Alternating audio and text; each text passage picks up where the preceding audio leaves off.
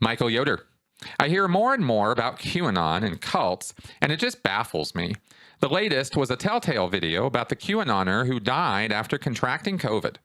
I know you've talked about this kind of thing before, but it boggles my mind how people can fall into such fantastical thinking without question. Or maybe we're living just like Alice in that old story, Through the Looking Glass. When we watch movies or read novels, we employ a thing called the willing suspension of disbelief. We choose to allow ourselves to believe that what we're seeing or reading is true at that moment. Thing is, most people, when the movie ends, leave feeling entertained, unless it's Battlefield Earth, but they don't continue to think it was real. It seems, in the case of cult followers in QAnon, that they've suspended disbelief as a way of living. I'd be interested in your thoughts about this. Michael, thank you very much for this question. I really appreciate it. It's a good one. It's kind of a deep one. Let me talk about this willing suspension of disbelief for a moment, because I thought originally when I read this question and started answering it, I thought this was a really good analogy for what goes on with cult thinking or with oddball thinking that we're going to talk about here. But it's really not. And I'm going to explain why. The suspension of disbelief is something a person knowingly engages in when they go get entertained by something. You know, when you're watching a movie or a TV show or even a play, you're aware of the fact that it's not real. You know it's not. There's always a part of you that is very aware of the fact that this isn't real. Right? So you suspend that disbelief. You know that this is something you're not going to really believe in because it's just a movie or it's just a TV show. These aren't real people really doing this. Even reality TV, we know, is all just a bunch of crap. It's all just scripted and worked out beforehand. And there's nothing real going on there. And we know that. And so we do this suspension of disbelief. We go, well, I would normally disbelieve this. I'd normally look at this and go, yeah, this isn't true. But right now, I'm going to suspend that. I'm going to put that on hold. I'm just going to park that, and I'm going to enjoy the hell out of this movie. In other words, I'm going to immerse myself in a different reality, a different set of rules for how life works for a while, and I'm going to enjoy myself. And I'm just going to know that, you know, Iron Man can fly and Superman can have laser beams come out of his eyes, and I'm going to go with it. I'm just going to say, yep, in that world, that all makes sense. Let's get entertained. Let's have a good story, right? And that's entertainment in a nutshell, and we love it. What is happening in a cult sense or in the real world when people get into these odd, strange, obviously wrong belief sets like QAnon or Scientology is not the same thing as a knowing suspension or a willing suspension of disbelief.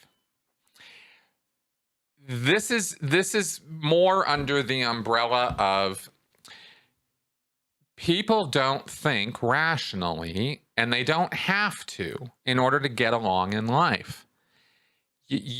Critical thinking and rational thinking is obviously necessary for some parts of things, but you don't have to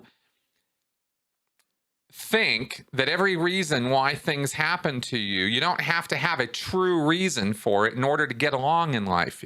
As long as the explanations that you have, that you tell yourself or that people tell you, as long as they make sense to you, as long as it works out for you, the way you see the world, that's all you need. You don't need anything more than that for your brain to be happy, for you to be happy, for you to have a world view. This is how we do it. Because if it required fact checking every single thing you think before it was okay to think it, you'd never get anything done. A brain could never operate that way. It would be madhouse nuts, because it would have to second guess every decision, in fact, that it was making. And that's no good. You can't create a life form and have it get through life and respond immediately to threats and things like that if it's second guessing itself at every, decision. So our brain has to assume that the story we're telling ourselves, that the perceptions that we have, as long as it's getting us through life and we're surviving, okay, we're good. We're golden. We've got a good interpretation of everything around us. It's getting us along. We're not in pain right now. We're surviving. We got food. We got sleep, whatever. we're good. And that's all the brain cares about, right? Is it has to make sense. And if it doesn't make sense, then, that's that nagging mystery splinter in your mind. It's driving me crazy. It doesn't make sense. The mystery, that's what a mystery is. It's something that doesn't make sense. So you gotta work it until it does make sense. But but the way you make sense out of it doesn't have to be true. Okay. And that's really, really important to understanding why people believe stupid things and why we can get along by telling ourselves complete lies and get away with it and get through life and navigate our circumstances just fine. Not always just fine, of course. The likelihood that you're going to run into errors or problems or difficulties is, a direct inverse ratio to how many false pieces of information you're running around with thinking are true. I mean, it's not like you're not going to run into trouble with this. What I'm trying to say is that your comfort level with yourself, your ability to think through things, doesn't demand that you believe true things. It just demands that you believe things or know things or think things that make sense to you. Okay, I think I've got that across really way too much. So that's what I wanted to talk about here in this question is that that's and then the other thing here. That's right. The other thing I wanted to add on this is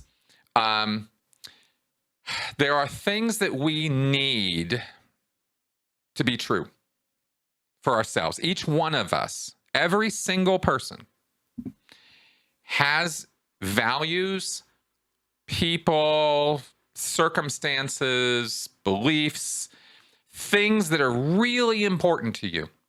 You know exactly what I'm talking about right now. I mean, you could probably sit there and, write them up, top 5 on a Post-it note or something. I mean, you know what these things are. They're super, super important to you all the time.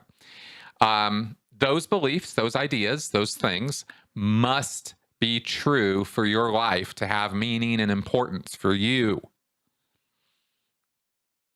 None of those things have to be true things, but you have to have those things. You have to have, these important, stable information, that you use to navigate your life, right?